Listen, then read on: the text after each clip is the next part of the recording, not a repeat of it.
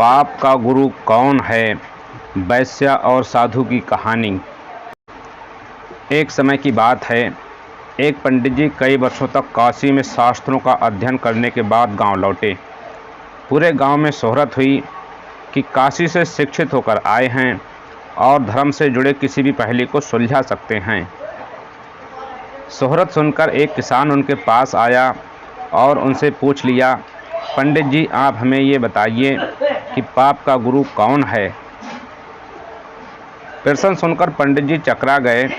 उन्होंने धर्म व आध्यात्मिक गुरु तो सुने थे, लेकिन पाप का भी गुरु होता है, ये उनकी समझ और ज्ञान के बाहर था। पंडित जी को लगा कि उनका अध्ययन अभी अधूरा रह गया है। वो फिर काशी लौटे, अनेक गुरुओं से मिले, लेकिन उन्हें किसान के सवाल का जवाब नहीं मिला।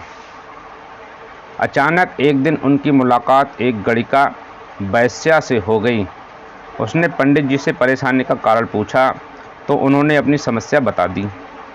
गणिका बोली, पंडित जी इसका उत्तर तो बहुत सरल है, लेकिन उत्तर पाने के लिए आपको कुछ दिन मेरे पड़ोस में रहना होगा।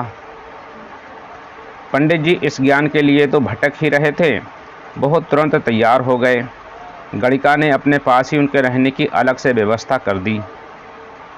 पंडित जी किसी के हाथ का बना खाना खाते नहीं थे, अपने नियम आचार और धर्म परंपरा के कट्टर अनुयायी थे। गणिका के घर में रहकर अपने हाथ से खाना बनाते खाते कुछ दिन तो बड़े आराम से बीते, लेकिन सवाल का जवाब अभी भी नहीं मिला था। वह उत्तर की प्रतीक्षा में रहे। एक दिन गणिका बोली, पंडित जी आपको भोजन पकाने में बड़ी तकलीफ़ होती है, यहाँ देखने वाला तो कोई और है नहीं, आप कहें तो नहा धोकर मैं आपके लिए भोजन तैयार कर दिया करूं। पंडित जी को राजी करने के लिए उसने लालच दिया, यदि आप मुझे इस सेवा का मौका दें तो मैं दक्षिणा में 5 सोने की मुद्राएं भी प्रतिदिन आपको दूंगी। सोने की मुद्रा का नाम सुनकर पंडित जी विचारने लगे। पका पकाया भोजन और साथ में सोने के सिक्के भी, अर्थात दोनों हाथों में लड्डू हैं। पंडित जी अपना नियम व्रत आचार विचार धर्म सब कुछ भूल गए।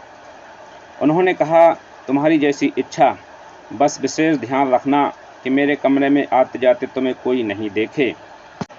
पहले ही दिन कई प्रकार के पकवान बनाकर उसने पंडित जी के सामने परोस दिया, पर ज्यों ही पंडित जी ने खाना चाहा, उसने सामने से परोसी ही थाली खींच ली।